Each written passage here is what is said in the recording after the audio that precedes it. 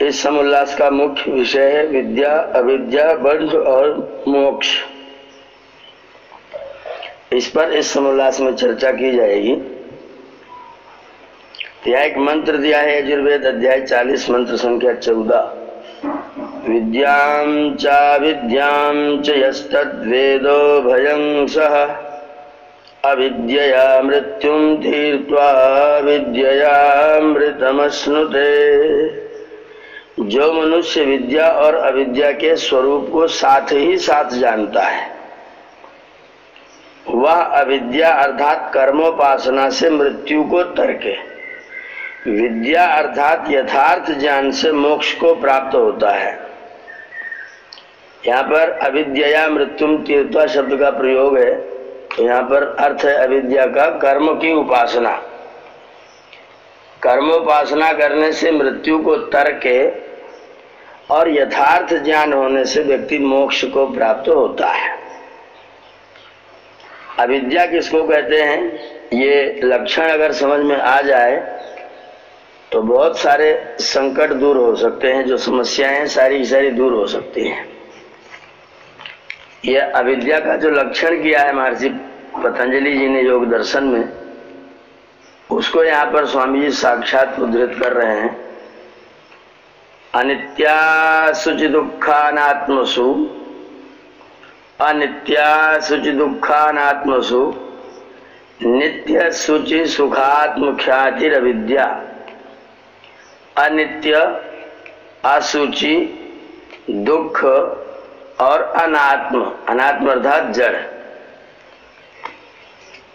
अनित्य क्रम से 4 चीजें हैं इसमें। अनित्य है, अशुचि माने अपवित्र है, और दुख है, और अनात्म, अनात्म माने जिसमें आत्मा नहीं है, वो जड़ वस्तु। इन 4 चीजों में क्रमशः नित्य, शुचि, सुख और आत्म ख्याति, आत्मा की अनुभूति, आत्मज्ञान, आत्मा का मानना, ये अविद्या है। अनित्य पदार्थ को नित्य मानना, अपवित्र पदार्थ को पवित्र मानना, दुख को सुख मानना और जड़ को चेतन मानना, यह है अविद्या का लक्षण। योग दर्शनकार का ये सूत्र है, दूसरे पाठ का 5वें नंबर का। जो अनित्य संसार और देह आदि में नित्य अर्थात जो कार्य जगत देखा सुना जाता है, सदा रहेगा, सदा से है, योग बल से ही देवों का शरीर सदा रहता है, वैसी विपरीत बुद्धि होना। हनुमान जी अभी भी जिंदा है, अश्वत्थामा अभी भी जिंदा है, कृपाचार्य अभी भी जिंदा है। ये अनित्य में नित्य मानने की स्थिति है और ये अविद्या है। क्योंकि शरीर अनित्यानि शरीराणि विभवो नैव शाश्वतः, शरीर अनित्य है, इसलिए कोई नित्य नहीं रह सकता है। जो महाभारत में कुछ कहानियों में हनुमान जी को भीम जी से मिला दे रहे हैं, अश्वत्थामा को कोई अब भी मान रहा है, कोई अभी भी है। हनुमान जी साक्षात लेटे बैठे किसी किसी को कहीं कहीं मिल जाते हैं। तो ये अनित्य में नित्य की कल्पना करना है, जो कि अविद्या है। दूसरा है अशुचि अर्थात मलमय स्त्री आदि के और मिथ्या भाषण, चोरी आदि अपवित्र में पवित्र बुद्धि करना। जो अपवित्र है, अशुचि है, उसको पवित्र मानना। तीसरा है अत्यंत विषय सेवन रूप दुख में सुख बुद्धि, व्यभिचारी हो जाने में सुख की अनुभूति करना, विषय सेवन करने में सुख की अनुभूति करना, जो वास्तव में दुख का कारण है। तो जो दुख का कारण है उसमें सुखानुभूति करना।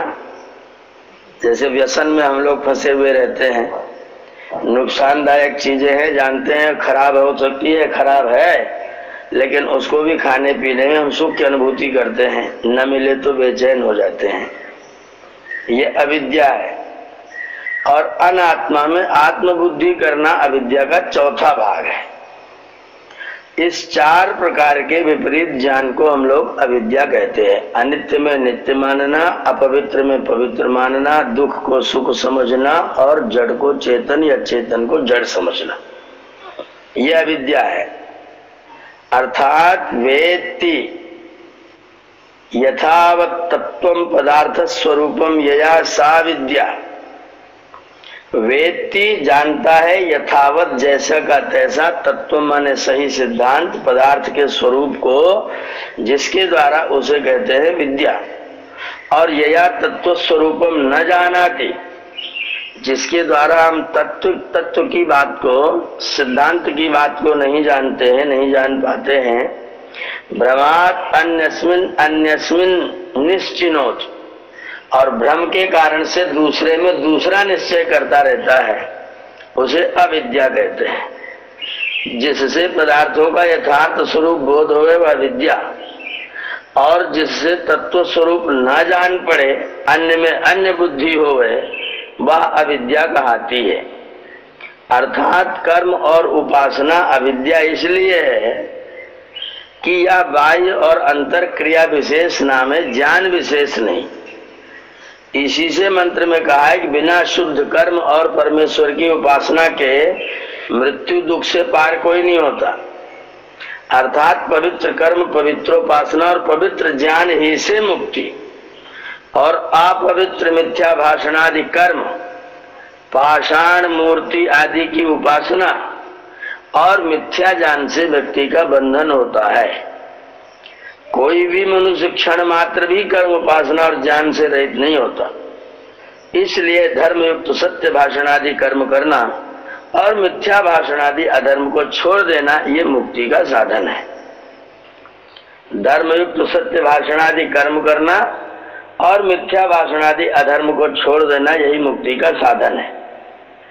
प्रश्न किया मुक्ति किसको प्राप्त नहीं होती? कह रहे जो बद्ध है। प्रश्न किया बद्ध कौन है? बद्ध माने बंधा हुआ। उत्तर दिया जो अधर्म अज्ञान में फंसा हुआ जीव है। अधर्म में, अज्ञान में जो फंसा हुआ जीव है वही बद्ध है। तो बंध और मोक्ष स्वभाव से होता है, वह निमित्त से होता है। निमित्त माने किसी कारण से, किसी साधन से होता है। तो कह रहे निमित्त से होता है, क्योंकि जो स्वभाव से होता तो बंध और मुक्ति की निवृत्ति कभी नहीं होती, क्योंकि स्वभाव छूटता नहीं, स्वभाव घटता नहीं है। इसलिए स्वभाव से न होकर के निमित्त से है। प्रश्न किया न निरोधो न चोत्पत्तिर न बद्धो न च साधकः न मुमुक्षुर न वै मुक्तिरित्येषा परमार्थता। ये मांडूक्योपनिषद पर श्लोक है। गौड़पादी कारिका प्रकरण 2 कांड 32। जीव ब्रह्म होने से वस्तुतः जीव का निरोध, अर्थात न कभी आवरण में आया, न जन्म लेता, न बधा है, और न साधक अर्थात न कुछ साधना करने हारा है, न छूटने की इच्छा करता है, न इसकी कभी मुक्ति होती है। क्योंकि जब परमार्थ से बंध ही नहीं हुआ तो मुक्ति क्या? उत्तर दिया यह नवीन वेदांतियों का कहना सत्य नहीं है, क्योंकि जीव का स्वरूप अल्प होने से आवरण में आता, शरीर के साथ प्रकट होने रूप जन्म लेता, पाप रूप कर्मों के फल भोग रूप बंधन में फंसता, उसके छुड़ाने का साधन करता, दुख से छूटने की इच्छा करता और दुखों से छूटकर परमानंद परमेश्वर को प्राप्त होकर मुक्ति को भोगता है। प्रश्न क्या ये सब धर्म देह और अंतःकरण के हैं, जीव के नहीं? क्योंकि जीव तो पाप पुण्य से रहित साक्षी मात्र है। शीतोष्ण आदि शरीर आदि के धर्म है, क्षुधा तृषा प्राण का और हर शोक मन का धर्म है। आत्मा निर्लेप है। उत्तर स्वामी जी दे रहे देह और अंतःकरण जड़ है, इनको शीतोष्ण की प्राप्ति और भोग नहीं है। जैसे पत्थर को शीत और उष्ण का भान व भोग नहीं है, जो चेतन मनुष्य आदि प्राणी उसको स्पर्श करता है उसी को शीत उष्ण का भान और भोग होता है। वैसे ही प्राण भी जड़ है, न उनको भूख और न पिपासा, किंतु प्राण वाले जीव को क्षुधा तृषा लगती है। क्षुधा माने भूख, तृषा माने प्यास, भूख प्यास लगती है। वैसे ही मन भी जड़ है, न उसको हर्ष और न शोक हो सकता है, किंतु मन से हर्ष शोक सुख दुख का भोग जीव करता है। मन के द्वारा हर्ष शोक सुख दुख इत्यादि का भोग जीव प्राप्त करता है। जैसे बहिष्करण श्रोत्रादि इंद्रियों से अच्छे बुरे शब्दादि विषयों का ग्रहण करके जीव सुखी या दुखी होता है, वैसे ही अंतःकरण अर्थात मन बुद्धि चित्त अहंकार से संकल्प विकल्प निश्चय स्मरण और अभिमान का करने वाला जीव है। इसको बहुत स्पष्टता समझने की आवश्यकता है। देह और अंतःकरण जड़ हैं, इनको शीतोष्ण की प्राप्ति और भोग नहीं है। जैसे पत्थर को शीत और उष्ण का भान व भोग नहीं है। जो चेतन मनुष्य आदि प्राणी उसको स्पर्श करता है, उसी को शीत उष्ण का भान और भोग होता है। वैसे प्राण भी जड़ है, न उनको भूख न पिपासा, किंतु प्राण वाले जीव को क्षुधा और तृषा लगती है। वैसे ही मन भी जड़ है, न उसको हर्ष और न शोक हो सकता है, किंतु मन से हर्ष और शोक सुख दुख का भोग जीव करता है। जैसे बहिष्करण श्रोत्रादि इंद्रियों से अच्छे बुरे शब्दादि विषयों का ग्रहण करके जीव सुखी दुखी होता है, वैसे ही अंतःकरण अर्थात मन बुद्धि चित्त अहंकार से संकल्प विकल्प निश्चय स्मरण अभिमान का करने वाला जीव है। जैसे तलवार आदि किसी शस्त्र से किसी को मारने व रक्षा करने वाला दंड और मान्य का भागी कर्म का कर्ता होता है, तलवार नहीं होती, वैसे ही देहेंद्रिय अंतःकरण और प्राण रूप साधनों से अच्छे बुरे कर्मों का कर्ता जीव सुख दुख का भोगता होता है। जीव कर्मों का साक्षी नहीं किंतु करता है। कर्मों का साक्षी तो एक परमात्मा है। जो कर्म का करने वाला जीव है वही कर्मों में लिप्त होता है, वह ईश्वर साक्षी नहीं। प्रश्न किया जीव ब्रह्म का प्रतिबिंब है। ये सब प्रश्न बहुत आते हैं। जीव ब्रह्म का प्रतिबिंब है। जैसे दर्पण के टूटने फूटने से बिंब की कुछ हानि नहीं होती, इसी प्रकार अंतःकरण में ब्रह्म का प्रतिबिंब जीव तब तक है जब तक वह अंतःकरणोपाधि, जब अंतःकरण नष्ट हो गया तब वो जीव मुक्त है। उत्तर यह बालकपन की बात है, क्योंकि प्रतिबिंब साकार का साकार में होता है। तर्क देखिएगा, प्रतिबिंब छाया, तो जो छाया होती है वो साकार का साकार में होती है। धरती साकार है उस पर होती है और मूर्ति साकार है उससे होती है। तो साकार का साकार में होता है। जैसे मुख और दर्पण आकार वाले हैं और पृथक भी हैं, प्रतिबिंब नहीं हो सकता है, दो होंगे तभी प्रतिबिंब होगा। तो ब्रह्म निराकार सर्वव्यापक होने से उसका प्रतिबिंब हो ही नहीं सकता है। ये बहुत सुंदर तर्क है, इस पर मनन कीजिएगा।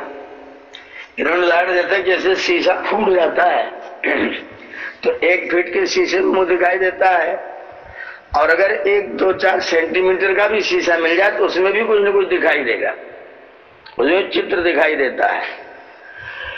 तो दर्पण के टूटने फूटने से बिंब की कुछ हानि नहीं होती, मैंने चित्र फिर भी आता है, दिखाई देता है। इसी प्रकार अंतःकरण में ब्रह्म का प्रतिबिंब जीव तब तक है जब तक अंतःकरणोपाधि है। ये कह रहे थे। इसका उत्तर स्वामी जी कह रहे हैं कि प्रतिबिंब साकार का साकार में होता है। जब जीव निराकार, इसका प्रतिबिंब हो कैसे सकता है? जैसे मुख और दर्पण दोनों का आकार है, अगर अलग अलग ना होते तो भी प्रतिबिंब नहीं हो सकता, तो भी छाया नहीं पड़ सकती है। छाया तब पड़ेगी जब जिस पर पड़ेगी वो भी साकार होगा, जिसकी पड़ेगी वो भी साकार होगा। ब्रह्म निराकार सर्वव्यापक होने से उसका प्रतिबिंब हो ही नहीं सकता। प्रश्न कर रहे हैं, देखो गंभीर स्वच्छ स्थिर जल में निराकार और व्यापक आकाश का आभास पड़ता है, इसी प्रकार स्वच्छ अंतःकरण में परमात्मा का आभास है, इसलिए इसको चिदाभास कहते हैं। चिदाभास, चित्त का आभास होना, आभास माने प्रतीति होना, लगना। उत्तर दिया ये बाल बुद्धि का मिथ्या प्रलाप है, क्योंकि आकाश दृश्य नहीं तो उसको आंख से कोई भी नहीं देख सकता। जब आकाश से स्थूल वायु को आंख से नहीं देख सकता तो आकाश को क्यों कर देख सकेगा?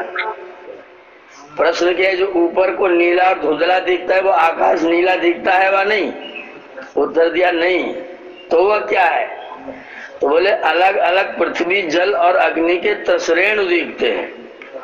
उसमें जो नीलता दिखती है वो अधिक जल, जो बरसता है सो वही नील, जो धुंधला दिखता है वो पृथ्वी से धूल ही उड़कर वायु में घूमती है वह दिखती है, और उसी का प्रतिबिंब जलवा दर्पण में दिखता है, आकाश का कभी नहीं दिखता है। प्रश्न क्या, जैसे घटाकाश, मठाकाश, मेघाकाश, मादाकाश के भेद व्यवहार में होते हैं। घटाकाश माने घड़े के अंदर का आकाश, खाली स्थान। मठाकाश माने कमरे के अंदर का आकाश, खाली स्थान। मेघाकाश माने मेघ में जो आकाश है क्षुद्र है वो, और महादाकाश माने सुविशाल आकाश जिसमें सब लोग लोकांतर भ्रमण करते रहते हैं। तो इस भेद से व्यवहार में होते हैं। वैसे ही ब्रह्म के ब्रह्मांड और अंतःकरण उपाधि के भेद से ईश्वर और जीव नाम होता है। जब घटादि नष्ट हो जाते हैं तो महाकाश भी कहता है। उत्तर दिया, ये भी बात अविद्वानों की है, क्योंकि आकाश कभी छिन्न भिन्न नहीं होता। व्यवहार में भी घड़ा लाओ इत्यादि व्यवहार होते हैं, कोई नहीं कहता घड़े का आकाश लाओ। घड़े का आकाश, घटाकाश कोई नहीं मंगाता, घड़ा ही सीधा मंगाते हैं। इसलिए यह बात ठीक नहीं है। जैसे समुद्र के बीच में मच्छी, कीड़े और आकाश के बीच में पक्षी आदि घूमते हैं, वैसे ही चिदाकाश ब्रह्म में सब अंतःकरण घूमते हैं। वे स्वयं तो जड़ हैं, परंतु सर्वव्यापक परमात्मा की सत्ता से जैसा कि अग्नि से लोहा वैसे चेतन हो रहे हैं। जैसे वे चलते फिरते और आकाश का ब्रह्म स्थिर है, वैसे ही जीव को ब्रह्म मानने में कुछ भी दोष नहीं आता। उत्तर दे रहे हैं, ये भी तुम्हारा दृष्टांत सत्य नहीं, क्योंकि जो सर्वव्यापी ब्रह्म सब अंतःकरणों में प्रकाशमान होकर जीव होता है, तो सर्वज्ञ आदि गुण उसमें होते हैं वा नहीं? जो कहो कि आवरण होने से सर्वज्ञता नहीं होती, तो कहो कि ब्रह्म आवृत और खंडित है या अखंडित है। आवृत माने ढका हुआ, खंडित माने टूटा हुआ, तो अखंडित है। जो कहोगे कि अखंडित है तो बीच में कोई पर्दा नहीं हो सकता। जब पर्दा नहीं तो सर्वज्ञता क्यों नहीं? जो कहो कि अपने स्वरूप को भूलकर अंतःकरण में ब्रह्म फंस गया, तो ब्रह्म नित्य मुक्त नहीं। और ब्रह्म अंतःकरण के साथ चलता है वा नहीं? तो यही कहोगे कि नहीं। जब स्वयं नहीं चलता तो अंतःकरण जितना जितना पूर्व प्राप्त देश छोड़ता है और आगे आगे जहां जहां सरकता जाएगा वहां वहां का ब्रह्म भ्रांत अज्ञानी हो जाएगा, और जितना जितना छूटता जाएगा वहां वहां का ज्ञानी पवित्र और मुक्त होगा। इसी प्रकार सर्वत्र सृष्टि के ब्रह्म को अंतःकरण बिगाड़ा करेंगे और बंध मुक्ति भी क्षण क्षण में हुआ करेगी। तुम्हारे कहे प्रमाणे जो वैसा होता तो किसी जीव को पूर्व देखे सुने का स्मरण न होता, क्योंकि जिस ब्रह्म ने देखा वो पृथक रहा और दूसरे देश में दूसरे ब्रह्म का संबंध होता है। जैसे लोहे में अग्नि ही का दाह प्रकाश है, लोहे का नहीं है, वैसे चेतनता अंतःकरण में ब्रह्म की है, अपनी नहीं है। तो ब्रह्म ही कर्ता भोक्ता बद्ध और मुक्त हो जाएगा। इसलिए जीव सब पृथक पृथक है। ब्रह्म जीव व जीव ब्रह्म एक कभी नहीं होता, सदा पृथक पृथक है। प्रश्न क्या, ये सब अध्यारोप मात्र है, अर्थात अन्य वस्तु में अन्य वस्तु का स्थापन करना अध्यारोप कहता है। वैसे ही ब्रह्म वस्तु में सब जगत और इसके व्यवहार का अध्यारोप करने से जिज्ञासु को बोध कराना पड़ता है। वास्तव में सब ब्रह्म ही है। प्रश्न की अध्यारोप का करने वाला कौन है? बोले जीव है। बोले जीव किसको कहते हैं? ध्यान दीजिएगा, जीव की परिभाषा क्या कह रहे हैं। जीव किसको कहते हैं? तो अंतःकरणावच्छिन्न चेतन को, अंतःकरण से घिरे हुए चेतन को हम लोग जीव कहते हैं। उत्तर वही ब्रह्म है। तो क्या ब्रह्म ही ने अपने में जगत की झूठी कल्पना कर ली? उत्तर दिया, हो, ब्रह्म की इससे क्या हानि है? प्रश्न किया, जो मिथ्या कल्पना करता है क्या वो झूठा नहीं होता? उत्तर दिया नहीं, क्योंकि जो मन वाणी से कल्पित व कथित है वो सब झूठा है। प्रश्न किया फिर मन वाणी से झूठी कल्पना करने और मिथ्या बोलने वाला ब्रह्म कल्पित और मिथ्यावादी हुआ व नहीं हुआ? तो कहा हाँ, हमको इष्टापत्ति है। इष्टापत्ति का मतलब हमको जो कह रहे हो स्वीकार है। कह रहे वाह अरे झूठे वेदांती हो, तुमने सत्य स्वरूप, सत्य काम, सत्य संकल्प परमात्मा को मिथ्याचारी कर दिया। क्या ये तुम्हारी दुर्गति का कारण नहीं है? किस उपनिषद सूत्र व वेद में लिखा है कि परमेश्वर मिथ्या संकल्प और मिथ्यावादी है? क्योंकि जैसे किसी चोर ने कोतवाल को दंड दिया, अर्थात उलट चोर कोतवाल को दंडे, इस कहानी के सदृश तुम्हारी बात हुई। या तो बात उचित है कि कोतवाल चोर को दंडे, परंतु यह बात विपरीत है कि चोर कोतवाल को दंड देवे। वैसे ही तुम मिथ्या संकल्प और मिथ्यावादी होकर वही अपना दोष ब्रह्म में व्यर्थ लगाते हो। जो ब्रह्म मिथ्या जानी, मिथ्यावादी, मिथ्याकारी होवे तो सब अनंत ब्रह्म वैसा ही हो जाए, क्योंकि वह एकदम वह एक रस है। सत्य स्वरूप मिथ्याकारी होने से तो अनंत ब्रह्म वैसा ही हो जाए, क्योंकि वो एक रस है, सत्य स्वरूप, सत्य नामनी, सत्यवादी और सत्यकारी है। ये सब दोष तुम्हारे हैं, ब्रह्म के नहीं। जिसको तुम विद्या कहते हो अविद्या और झूठा अध्यारोप है, क्योंकि आप ब्रह्म न होकर अपने को ब्रह्म और ब्रह्म को जीव मानता। जीव मानना यह अविद्या और मिथ्या जान। ब्रह्म न होकर अपने को ब्रह्म और ब्रह्म को जीव मानना विद्या और मिथ्या जान नहीं तो क्या है? जो सर्वव्यापक वह परिच्छिन्न, अज्ञान और बंध में कभी नहीं गिरता, क्योंकि अज्ञान परिच्छिन्न एक देशी है। अल्प अल्पज्ञ जीव में होता है, सर्वज्ञ सर्वव्यापी ब्रह्म में ऐसा नहीं हो सकता। इसलिए जो सिद्धांत मान रखा ईश्वर जीव अंश अविनाशी, ये सब बीमारी वाले सिद्धांत है, ये वास्तविक तथ्य नहीं है और तृत्ववाद ही है। ऐसा नहीं कि सब कुछ परमात्मा ही है, वही अज्ञानी होकर जीव हो जाए, वही ज्ञानी होकर मुक्त हो जाए। अज्ञानी होगा तो अखंड नहीं रहेगा। तो ऐसे तमाम तरह की शंकाएं उठ खड़ी होंगी। इसलिए इसको सत्य रूप में ब्रह्म को स्वीकार करके और उसके अनुसार उसकी पूजा उपासना की जानी चाहिए, ये नियम है। अब आगे मुक्ति और बंध का वर्णन करेंगे, इसके बारे में हम लोग कल चर्चा करेंगे। मुक्ति और बंध क्या चीज है। ओम जी 15 मिनट के समय का उपयोग कर लीजिए। सर ये जो घटाकाश, मठाकाश, मेघाकाश, महदाकाश जी, ये तो प्रश्न खड़ा किया गया, सही तो है ना? ये वो कह रहे थे कि परमार्थ में नहीं, व्यवहार में है। मतलब हम लोग उसको अलग पहचानने के लिए, उतने को अलग करने के लिए इन शब्दों को विशेषण के साथ में प्रयोग कर देते हैं। जैसे हम सभी मनुष्य हैं, अब उन मनुष्यों में से किसी को लाना होगा तो उसका विशेषण बताना पड़ेगा। एक बार को थोड़ा स्पष्ट कर दीजिए चारों को। घटाकाश माने घड़े में स्थित जो आकाश माने खाली स्थान है।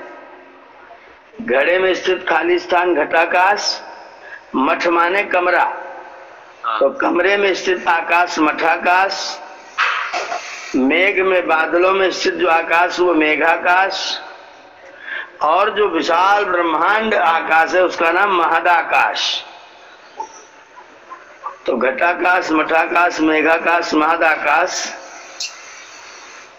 ये सभी व्यवहार के लिए प्रयोग में आते हैं। जहां जैसे आपके पृथ्वी में आपने पढ़ा होगा कृषि विज्ञान में रंध्राकाश,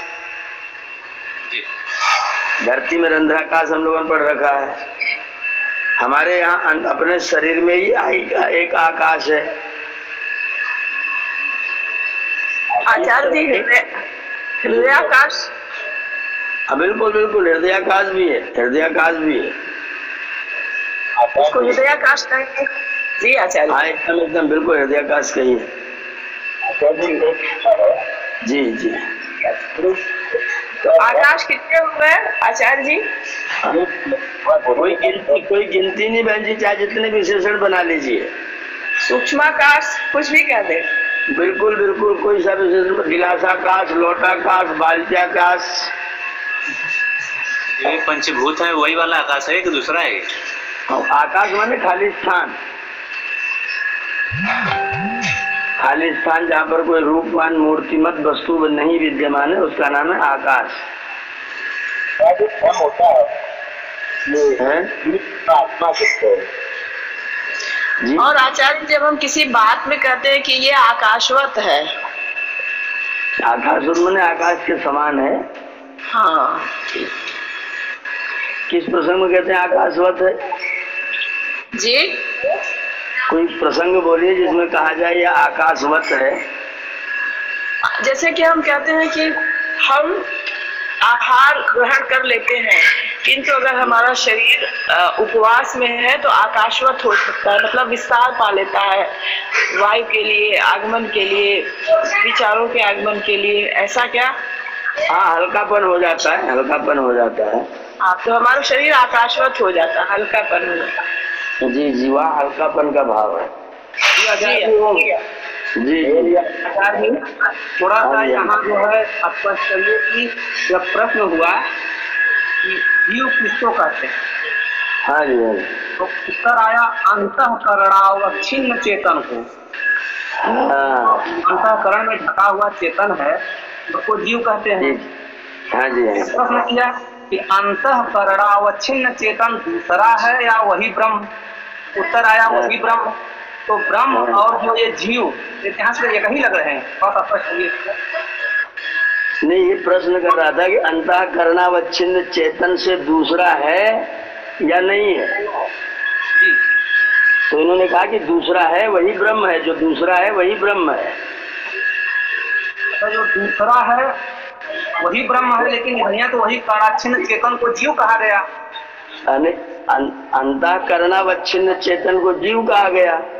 जी, फिर प्रश्न किया कि अंतःकरणावच्छिन्न चेतन से कोई दूसरा भी है कि एक ही वही अंतःकरणावच्छिन्न ही है?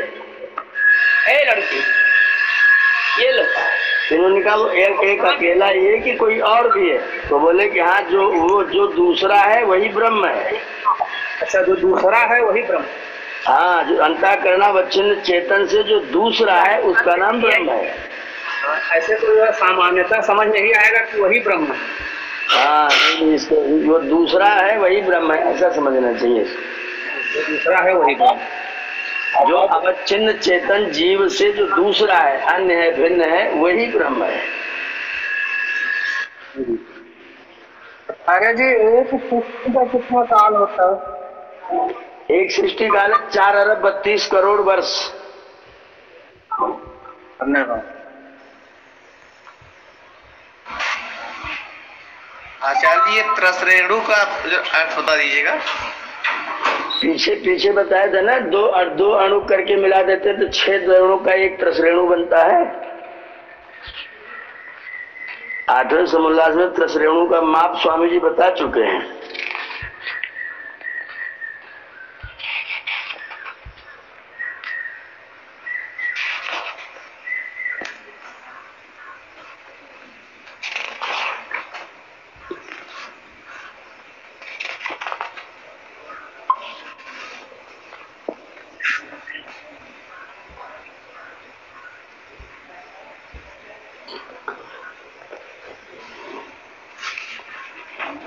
दो अणु मिलते हैं, द्वैणुक त्रेणुक होते हैं, वो और बड़े होकर के उन्हीं का नाम त्रसरेणु होता है।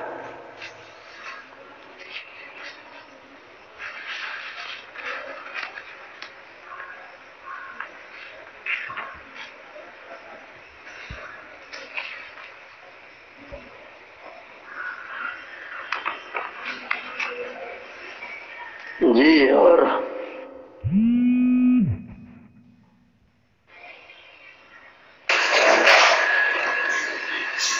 आवाज नहीं आती है। आचार्य जी, ये 3 शब्द आया हुआ है, मिथ्या ज्ञानी, मिथ्यावादी, मिथ्याकारी। हाँ, इसको जरा सा स्पष्ट कर दीजिए। जिसको कोई चीज गलत आती है, ठीक नहीं आती, वो मिथ्या ज्ञानी हुआ जी। अब उसको जैसा वो उल्टा सीधा आता है वही बोलने लग जाता है तो मिथ्यावादी हो गया। जी। और जैसा उसने जान लिया था उल्टा सीधा वही करने भी लग गया तो मिथ्याकारी हो गया। किसी ने कह दिया कि अर्थ और करंट मिलाने से तो विस्फोट होता है, अर्थ और अर्थ मिलाने से लाइट जलती है। ये वो मिथ्या ज्ञानी है। फिर उसने वही दूसरों को बताना शुरू कर दिया कि अर्थ और अर्थ मिलाने से बल्ब जलता है, तो मिथ्यावादी हो गया।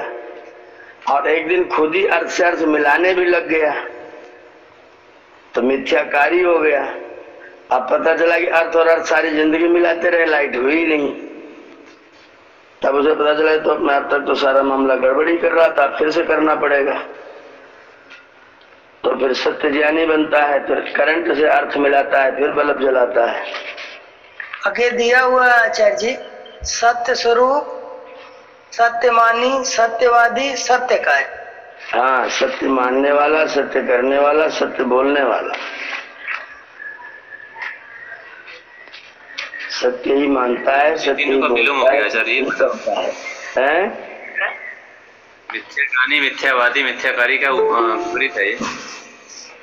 क्या विपरीत है? विपरीत मिथ्याज्ञानी, मिथ्यावादी, मिथ्याकारी का उल्टा ही है। मिथ्याज्ञानी का विपरीत हो गया सत्यमानी। हाँ, वो तो आप सत्य इसके साथ सत्य जोड़ दीजिए, उल्टा हो जाएगा। मिथ्यावादी का सत्यवादी और मिथ्याकारी का सत्यकारी। हाँ, मिथ्या ज्ञानी का सत्य ज्ञानी जी, मिथ्या मानी का सत्य मानी जी। आचार्य जी, जी ओम। यहाँ जो जीव शब्द आया है ये जीव आत्मा के लिए आया है। हाँ जी, हाँ जी, जीव आत्मा के लिए आया है। तो जैसे यहाँ है कि मन भी जड़ है, मन परमात्मा के लिए दिया है।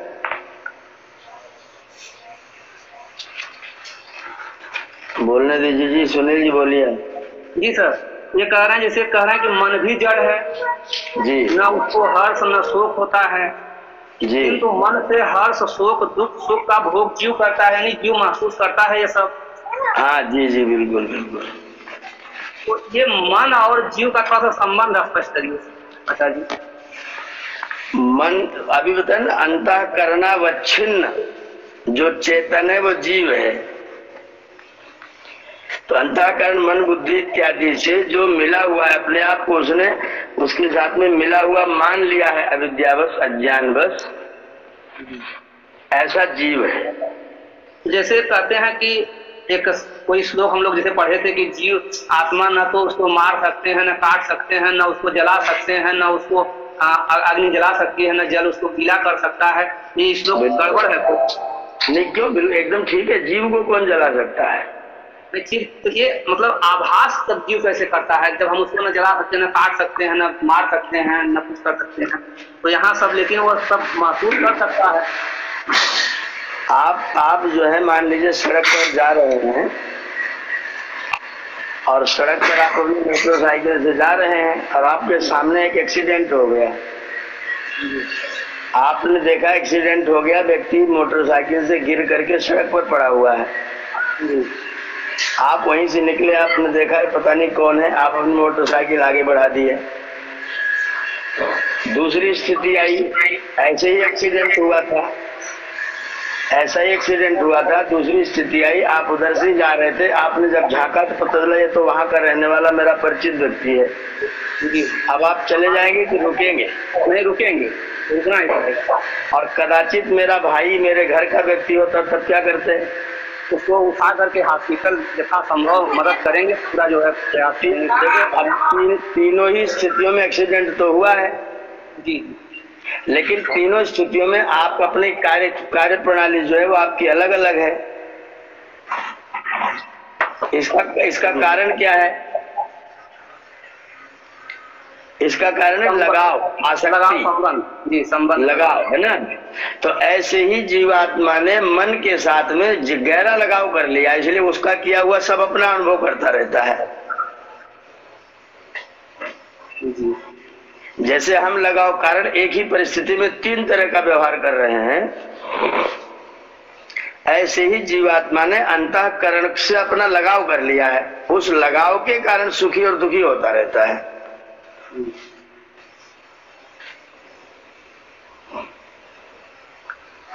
आचार्य जी ओम। जी जी जी बहन जी।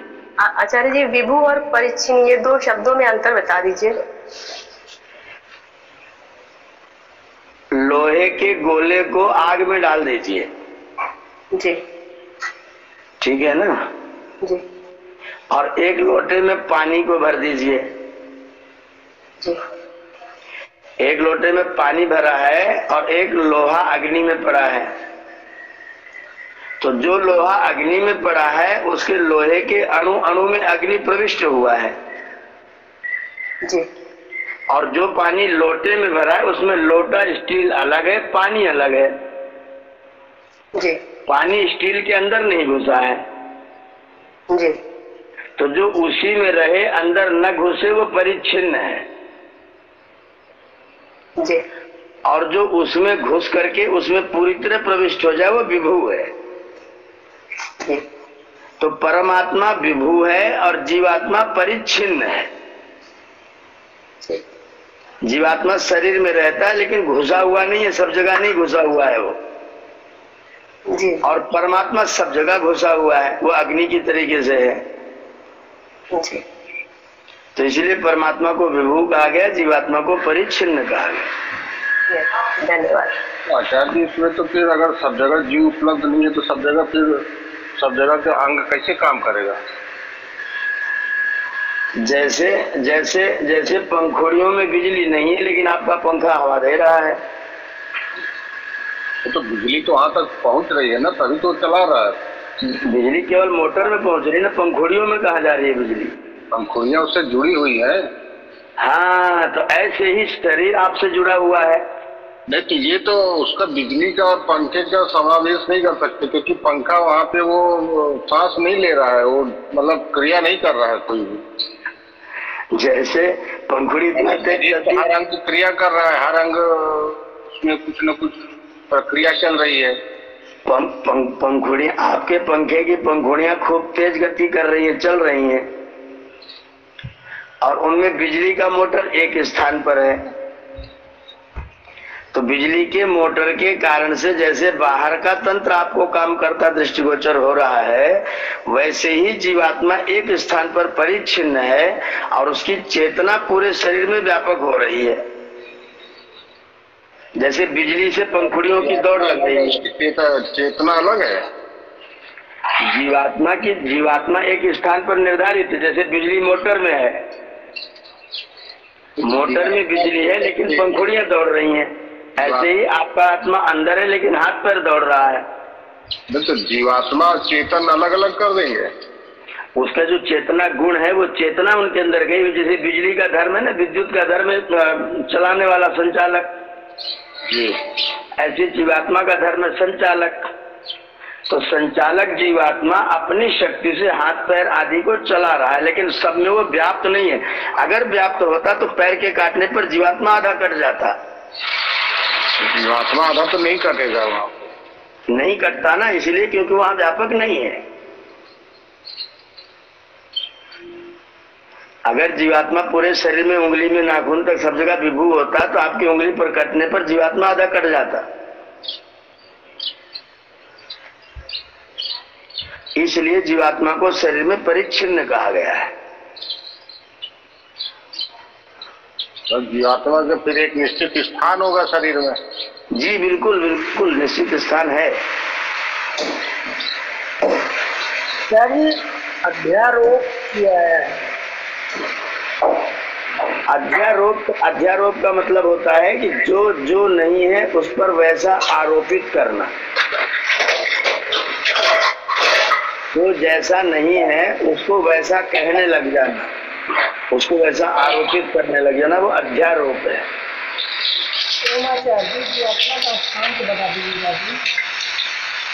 स्वामी जी ने लिखा है बिल्कुल एकदम स्पष्ट शब्दों में महर्षि दयानंद ने, कंठ से 10 अंगुल नीचे नापिए अपने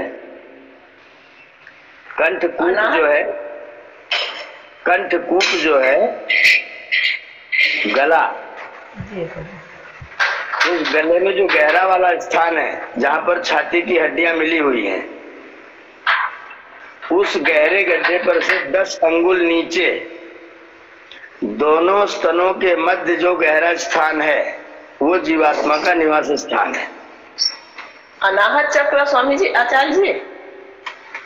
हाँ, उसको अनाहत लोग कह सकते हैं, कहते हैं अनाहत। तो दोनों स्तनों के मध्य जो गहरी वाली जगह है, इसको जीवात्मा का स्थान महर्षि ने बताया है। तो दोनों भावों के मध्य मानते हैं, कर्णम के नीचे है, दोनों भावों के कर्णम निवास खत्म होता है, कर्णम के नीचे। किसके नीचे दर्शक? कर्णम, आँख की जो नदी है कर्णम, उसके नीचे वही दर्शन बोले। दोनों आंखों के बीच में, उन दोनों स्तनों के बीच में जो कर्णम, जो कंठकूप जैसे कर्णम सांस होता है, वो कर्णम वहाँ खत्म होता है, उसके बाद जो गड्ढा आता है। अपने कंठ से 10 अंगुल नीचे नाप लीजिए। वो इसी गैस्ट्रियम और स्टर्नम के बीच में आएगा। अब वो मेडिकल की भाषा में उसको क्या नाम देते हैं मुझे ज्यादा उसमें नहीं है जानकारी। पसलियां जहाँ आके मिलती है, हाँ, पसलियां जहाँ आके मिलती है, जी। वो जो गड्ढा बनता है वहाँ पे उससे थोड़ा सा ऊपर ही समझिए। उसी को स्वामी जी ने बताया, जी नमस्ते चाची जी। नमस्ते। इसको इस स्थान विशेष को हृदय नाम से भी जानते हैं। ये जो वक्ष स्थल है वो जो नीचे का है, इसको हृदय भी कहते हैं। और ये जो एक मस्तिष्क में भावों के बीच का जो स्थान होता है, इसको भी हृदय कहते हैं। हृदय का कारण है, हृदय कहने का कारण है ह्री, द और या, उसमें 3 धातुएं हैं जी। ह्री माने हरण करना, द माने देना, या माने उपरम कराना जी। तो जीवात्मा यहाँ पर बैठ करके सारे शरीर की चीजों को हरण करता है, सबको अपनी चेतना प्रदान करता है और सबको यमन करवाता है, उपरम करवाता है, इसलिए हृदय है ये जी। आचार्य जी, उपनिषद में मैंने एक जगह पढ़ा है कोई पूरी तत्व नाड़ी होती है, पूरी तत्व नाड़ी में जाके सोता है, ऐसा कुछ कथा में मैंने सुना है। अब वो कितना यथार्थ है मुझे नहीं पता। अब वो किसी ऋषि का अनुभव होगा जी। और हो सकता पूरी तत्व नाड़ी इसी को कह रहे होंगे। डॉक्टर साहब, दोनों फेफड़ों के मध्य में कोई बताते हैं कि एक नस आती है जिसमें बीच में ग्रंथि है छोटी। देवेंद्र जी, वहाँ तो कोई ग्रंथि नहीं है। ग्रंथि तो थाइमस में गले पे रहती है। वो ग्रंथि एक तो है, उसको लोग, मगर वो थाइमस से इनएक्टिव हो जाता है, बाद में बहुत एक्टिव नहीं रहता। वहाँ कुछ ही काम रह जाता है, डॉक्टर साहब एक्टिव रहता है। वो वहाँ तो कोई ग्रंथि का नहीं मिलता है। जो हृदय का जो स्ट्रक्चर है उसमें 2 आहारिका नहीं रहता। हृदय शरीर में बाएं तरफ रहता है, मध्य में नहीं रहता। ये वो ब्लड सर्कुलेट करने वाला वो अलग, वो हृदय अलग है। वो हृदय अलग तरफ रहता है। हृदय का दर्द मध्य में ही उठता है। हाँ, वो वहीं उठता है जहाँ हम रहते हैं। हाँ, वो एकदम सेंट्रल में ही बीच ही उठता है वो हृदय का दर्द। ओम आचार्य जी। ओम आचार्य जी। प्राणवायु क्या होती है आचार्य? जो हम श्वास से ले रहे हैं, ऊपर नीचे कर रहे हैं, बाहर निकाल रहे हैं, अंदर ले रहे हैं, वो प्राण वायु है। तो क्या प्राण अलग है और जीव आत्मा अलग है? एकदम अलग है, एकदम अलग है दोनों। लेकिन ये कहा जाता है कि जब मनुष्य की मृत्यु हो जाती है तो उसके प्राण निकल गए। अब क्या ये माना जाए कि आत्मा नहीं निकलती, प्राण निकलता है? नहीं, प्राण भी निकल गया, आत्मा भी निकल गया। घर में आग लगी थी, पिताजी निकल गए, मतलब बेटा वहीं रह रहा है जी। ये अर्थ तो निकाल रहे हैं। नहीं, जैसे पहले प्राण निकलता है, बाद में आत्मा निकलती है। जब हमारे शरीर में जीवात्मा के रहने की स्थितियां नहीं रहती हैं तो जीवात्मा इस शरीर को छोड़ता है, और जो प्राण शक्ति है वो जीवात्मा के आने पर शरीर में आई थी, और जीवात्मा जब छोड़ता है तो प्राण शक्ति साथ में छोड़ जाती है। जीव और प्राण दोनों एक साथ वो शक्ति शरीर से निकल जाती है। प्राण जो वायु जो है थोड़ी देर बाद ही निकलती है, तुरंत नहीं होता है। क्या इसका संबंध अंग विशेष से भी है? हाँ, अंग विशेष से है ना। जैसे मैं अभी आपके पैर में जैसे माना जाए किसी पैर काट लिया जाए, गोली लग जाती है, तो ऐसी दशा में मनुष्य को पीड़ा तो होती है लेकिन उसकी मृत्यु नहीं होती, लेकिन वही गोली जा करके उसके हृदय या मृत्यु हो जाती है। हाँ, तो जो तंत्र जितना महत्वपूर्ण है उस तंत्र के जो नष्ट होगा तो तुरंत जीवात्मा घर को छोड़ देगा जी। तो घर का जो महत्वपूर्ण तंत्र है, जैसे हमारा छप्पर गिर जाए तो कोई बात नहीं, पर पूरा घर ही भूकंप में ढह जाए तो फिर क्या करें, छोड़ के भगेंगे। जी जी। आचार्य जी नमस्ते। जी नमस्ते नमस्ते। प्राणाभेस्ता प्राणाऔषधि ये क्यों कहा गया है? ये जो हमारा प्राण है, ब्रह्म प्राण औषधि, ब्रह्म का मतलब होता है व्यापक। अच्छा, तो प्राण शरीर में व्यापक है इसलिए प्राणम ब्रह्म कहा गया। और प्राण औषधि ये दवाई है, क्योंकि प्राण के नियंत्रण से शरीर स्वस्थ होता है, इसलिए उसको प्राणा भेषजम कह रखा है। प्राण को दवा कहा हुआ है। भेषज माने दवाई। आचार्य जी, माता पिता बंधु भाई भी कहा गया है प्राण को। अब वो प्राण सेदम बसे सर्वम सर्वम प्राणे प्रतिष्ठितम, यहाँ तक प्रशंसा की गई प्राण की। जी जी, प्राण ही संसार में सब कुछ है। जी जी, प्राण सेदम बसे सर्वम, सब कुछ प्राण को कहा गया है। प्राण को रुद्र भी कहा गया है। रुनाने वाले क्या होता है उसको? सब कुछ प्राण है आचार्य जी ना। आज बिल्कुल बिल्कुल प्राण शक्ति जब प्राण ब्रह्म है तो हमारे जीवन का सबसे बड़ा श्रेय प्राण ही है। प्राण शक्ति के कारण तो हम शरीर में रहते हैं, प्राण खत्म तो हम नहीं रह सकते इसमें।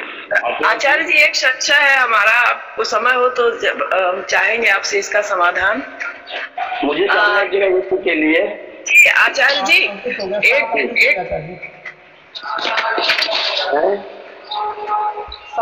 हो गया आचार्य जी। ये जो आप लोग जितना ये लोग विशेषण बता रहे हैं प्राण को, हम तो 5 तरह का प्राण जानते थे, इसमें से कौन सा 5 प्राण है? कौन सा? ये तो कुल 5 प्रकार के प्राणों का विवरण किया गया है। आपने 5 ही प्रकार के प्राणों की प्रशंसा है, 5 एक सम्मिलित रूप 5 का यहाँ पर प्रशंसा किया गया है, 5 का ही। तो 5 प्राण होते हैं, लोग एक ही प्राण में क्यों उसको कर रहा है?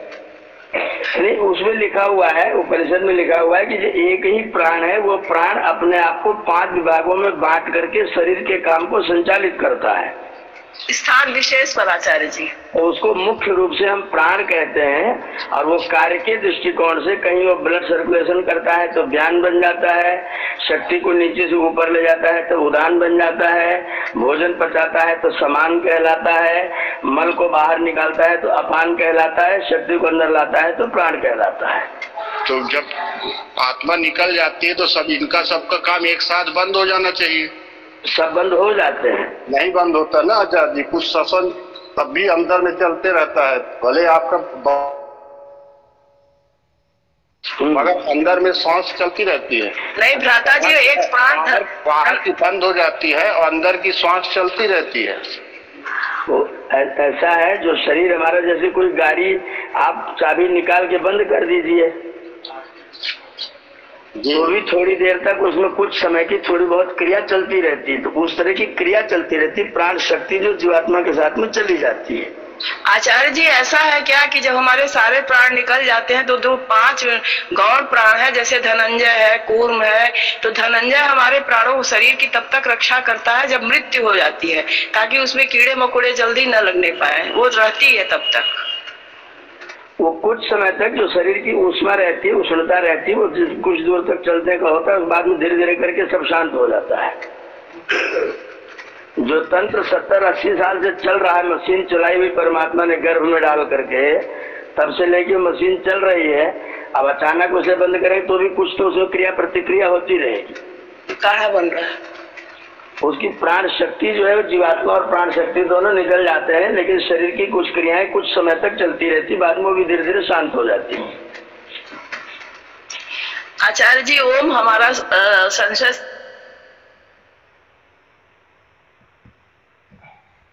पर लाइट पड़ती है तब वो जागृत हो जाता है, तो हम ये पूछना चाहते हैं कि फिर मन बंधन मोक्ष का कारण कैसे हुआ? मनुष्याणाम मननात् बंधन मोक्ष कारणम, ये है ना एक सूत्र बताया जाता है। मननात् मनुष्याणाम बंधन मोक्ष कारण कैसे हुआ हमारे बंधन और मोक्ष का, ये हम जानना चाहते हैं। मन आपके जीवात्मा को उन्नति करने का और पतन करने का भी एक साधन है। अच्छा, इसलिए उसको मुख्य साधन माना गया और कहा गया इसी से आप पतित होते, इसी से आप उत्थित होते हैं। मतलब सारे जीवन के हमारे श्रेय प्रेय को करने वाला मुख्य घटक प्राण है, मन है। जी जी जी जी जी जी आचार्य।